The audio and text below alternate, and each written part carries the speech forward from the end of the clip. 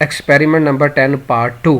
तो हम बात कर रहे थे कॉमन कैथोड कन्फिगरेशन की, डिस्कस कर रहे थे। अगर मैं जो फर्स्ट हमारे पास सेगमेंट है ए, उसको अगर वीसीसी या 5 वोल्ट प्रोवाइड कर दूं तो कैथोड उसका क्या है बेटा, ये देखें जी, ऑलरेडी लोअर पोटेंशियल पे जो ही इसको 5 वोल्ट मिलेंगे तो ये फॉरवर्ड बायस होने की वजह से ब्लिंक करना स्टार्ट कर देगी। तो अगर दोनों का कंपैरिजन करें तो कॉमन एनोड में एनोड टर्मिनल जो होता है वो कॉमन होता है, कॉमन कैथोड में कैथोड जो टर्मिनल है वो कॉमन होता है। कॉमन एनोड में एनोड को हायर पोटेंशियल के साथ कनेक्ट किया जाता है, कॉमन कैथोड में कैथोड टर्मिनल को ग्राउंड कर दिया जाता है।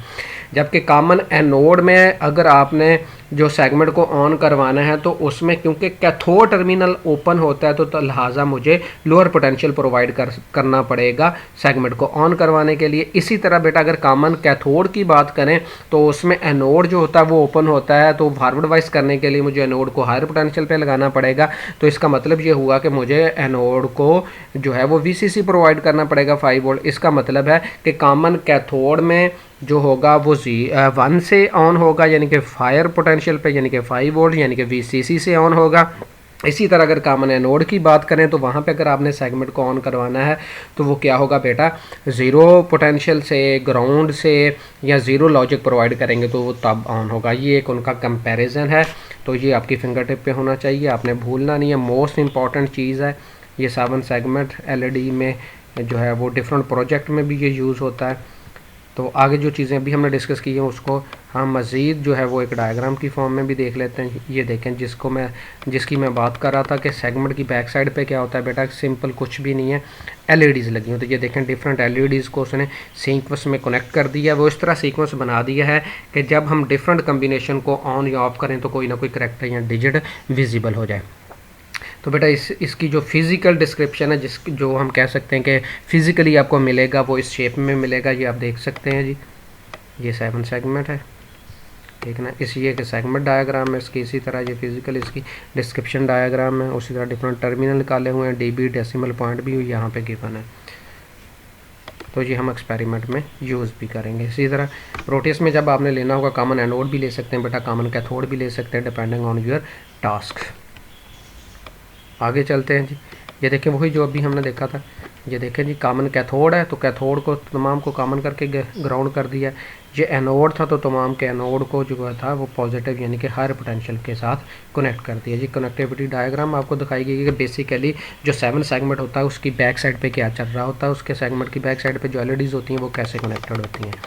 तो अब बात कर लेते हैं एक्चुअली, अब हमने जो अभी तक डिस्कस किया वो बेसिकली डिकोडर डिस्कस किया है। डिकोडर की टाइप्स हमने देखी हैं कि कौन कौन सी थी, किस तरह उसके कम्बिनेशन बनते हैं, उसका बेसिक ओवरव्यू लिया। फिर हम चले गए 7 सेगमेंट में, क्योंकि वो भी हमें किसी जगह पे यूज़ होना था, तो हमने 7 सेगमेंट का भी ओवरव्यू थोड़ा सा लिया कि वो कैसे यूज़ करते हैं, तो कैसे बनाया, उसकी सेगमेंट की बैक साइड पे कौन कौन से कंपोनेंट लगे होते हैं। अब हम चलते हैं एक्चुअली टास्क की तरफ, जो हमारा है 2 to 4 लाइन डिकोडर।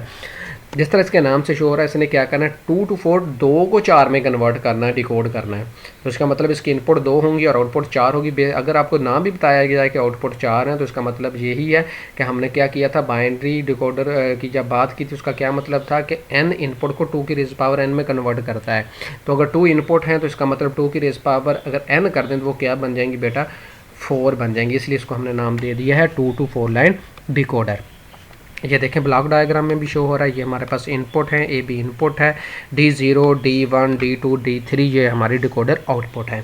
तो ये क्या करेगा, इसको सेंस करेगा कौन सा नंबर आया है यहाँ पे बाइनरी सीक्वेंस में, और उसके अगेंस्ट उस लाइन को क्या कर देगा, एक्टिवेट कर देगा और बाकियों को डीएक्टिवेट कर देगा। Let's 2 to 4 decoder has 2 inputs A and B and 4 outputs D0 D1 D2 and D3. The block diagram of 2 to 4 line decoder is shown following show in following figure. आगे चलते हैं जी। जिस तरह हम पहले करते थे, कैसे हम उसका इम्प्लीमेंटेशन फेज़ में कैसे जाते थे, पहले हम उसकी थ्योरी देखते थे, फिर उस थ्योरी की बेस पे, उसकी लॉजिक की बेस पे उसका जो था वो ट्रुथ टेबल डिज़ाइन करते थे। ट्रुथ टेबल डिज़ाइन जब हो जाता तो वहाँ से हम निकलते थे, हर एक की आउटपुट के हिसाब से हम उसका के मैप बनाते थे। के मैप को हम सिंप्लीफाई करते थे। सिंप्लीफाई करने के बाद हमारे पास जो एक्सप्रेशन आती थी, मिनिमाइज एक्सप्रेशन जो होती थी, उसको हम क्या कर लेते थे, इम्प्लीमेंट कर लेते थे। तो बेटा सेम मैकेनिज़्म हम यहाँ पर भी यूज़ करेंगे। ये देखें जी, अभी हमने उसकी थ्योरी डिस्कस की थी, अब हम उसके ट्रुथ टेबल को डिस्कस कर लेते हैं जी। इसको साफ भी कर लें। देखें जी, दो पार्ट में हमने डिवाइड कर दिया। एक हमारा बन गया जी इनपुट और एक पोर्शन बन गया हमारे पास आउटपुट। इनपुट हमारे पास दो थी, एक को हमने ए का नाम दे दिया, दूसरे को हमने बी का नाम दे दिया। Output D0 D1 D2 D3 कर दिया।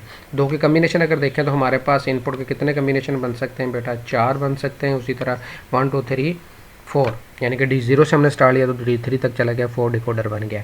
अब हम जो दो के 4 कम्बिनेशन बनेंगे इनपुट के वो हम डिस्कस कर लेते हैं। 0 0 बनेगा, 0 1 बनेगा, 1 0 बनेगा एंड 1 1 बनेगा।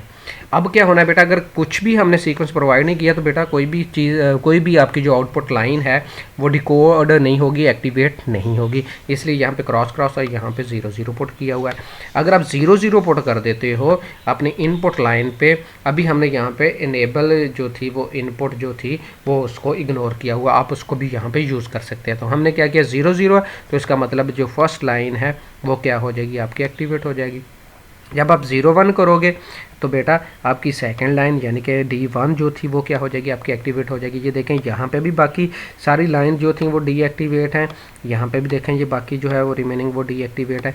इस तरह या 1 0 देंगे तो हमारे पास क्या हो जाएगी बेटा, थर्ड लाइन जो थी, क्योंकि इसको देखें तो ये 1 0 क्या बनता है, ये 1 0 था, ये 1 है, ये 2 है, ठीक है ना। इसी तरह बेटा 1 1 को देखें तो 3, तो जो हमारे पास जो थी D3 वाली इनपुट जो थी वो क्या हो जाएगी, आउटपुट जो होगी वो क्या हो जाएगी, एक्टिवेट हो जाएगी। अब इसमें देखें तो बेटा एक वक्त में सिर्फ एक जो है वो आपकी जो है वो लाइन एक्टिवेट हो रही है, बाकी रिमेनिंग जितनी भी हैं वो क्या हो रही हैं बेटा, इनएक्टिव हैं, ये डिसेबल हैं। अब इसको अगर हमने, ये तो हमने उसका जो था ट्रुथ टेबल जो था उसको स्टडी किया है, अगर हमने इसको इम्प्लीमेंट करना हो तो इम्प्लीमेंट कैसे करेंगे बेटा, कोई रॉकेट साइंस नहीं है। इसका मतलब है D1 का हमारे पास एक्सप्रेशन चाहिए, D0 की चाहिए, D1 की चाहिए, D2 की चाहिए, D3 की चाहिए। अगर मेरे पास इन तमाम की एक्सप्रेशन आ जाए तो मैं उनको क्या करूँगा, लॉजिक गेट की मदद से इम्प्लीमेंट कर दूंगा। तो सिंपली हमने क्या करना है, D0 इसकी एक्सप्रेशन देखने के लिए क्या करेंगे, देखेंगे जी इस कॉलम में कहाँ कहाँ पे 1 आया है, उसको के मैप में पुट कर देंगे। एक ही आया तो इसको हम के मैप में पुट कर देंगे बेटा। उसी तरह D1 का देखेंगे तो इसका भी अलग से के मैप बनाएंगे, एक ही 1 है तो ये वाली एक्सप्रेशन वहाँ पे हम पुट कर देंगे। ये देखें जी इसकी 1 है, ठीक है ना, तो ये पुट कर देंगे। के मैप में नाम भी पुट करें क्योंकि एक ही है तो सिंप्लीफाई तो होनी नहीं है, तो सिंपली आप इसको भी यूज़ कर सकते हैं। तो हम क्या करते हैं, इसको सिंपली यूज़ कर लेते हैं। चलें जी आगे चलते हैं जी, इसको साफ़ कर लें पहले।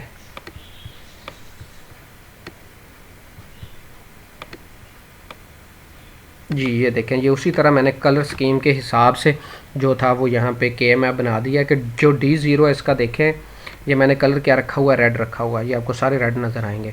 तो इसमें सिर्फ एक लोकेशन पे 1 आ रहा था, तो जिस लोकेशन पे 1 आ रहा तो मैंने उसको भी हाईलाइट कर दिया कि उसके एक्सप्रेशन क्या बनेगी। ये देखें A भी 0 है, B भी 0, इसका भी कलर रेड है। तो इसका मतलब अगर D0 की मैंने एक्सप्रेशन लिखनी तो वो क्या बनेगा, A 0 है तो A कम्प्लीमेंट, B भी 0 है तो B भी कम्प्लीमेंट आ गया। क्लियर हो गया बेटा, तो ये D0 की एक्सप्रेशन बन गई। इसी तरह अगर मैंने एक्सप्रेशन देखनी हो D1 की, तो ये देखें D1 का कलर क्या है, ये मैंने ग्रीन सा किया हुआ है। तो देखें तो यहाँ पे ये 1 आ रहा है तो मैंने उसके अगेंस्ट भी यहाँ पे उसकी एक्सप्रेशन के लिए A 0 है और B क्या है बेटा 1 है, तो इसका मतलब क्या होगा, A कम्प्लीमेंट B।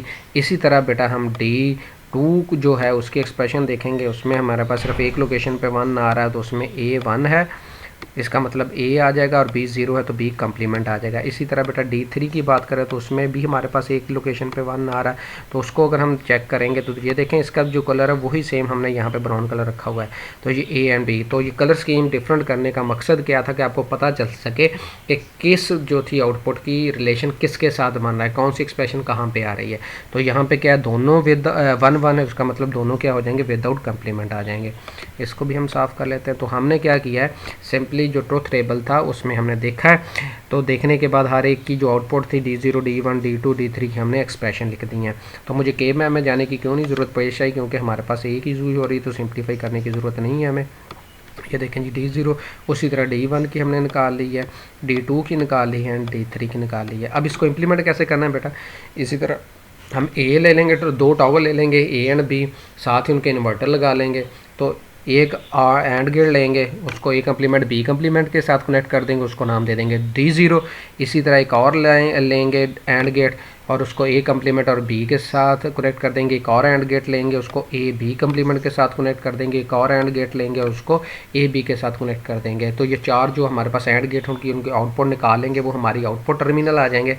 और जो हमारे पास दो टॉगल हमारे लिए थे वो इनपुट टर्मिनल आ जाएंगे।